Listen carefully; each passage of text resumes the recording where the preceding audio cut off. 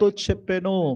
అయినను నీ మాట చొప్పున వలలను వేతునని ఆయనతో చెప్పెను అని అంటున్నాడు.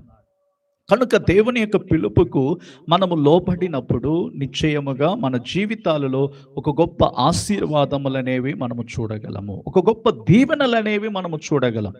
మరి మీ జీవితాలలోను నా జీవితములలోను మరి దేవుని యొక్క పిలుపుకు మనం విధేయత చూపినప్పుడు నిశ్చయముగా మనలను ఒక గొప్ప ఆశీర్వాదకరమైనటువంటి మార్గములో ఆయన నడిపిస్తాడు. మొదటిగా దేవుని యొక్క పిలుపుకు మనము లోపడాలి.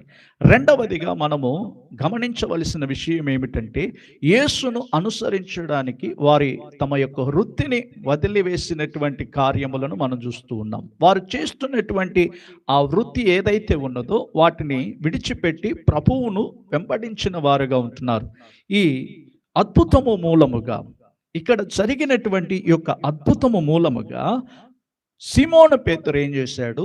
తనకు కలిగిన వాటి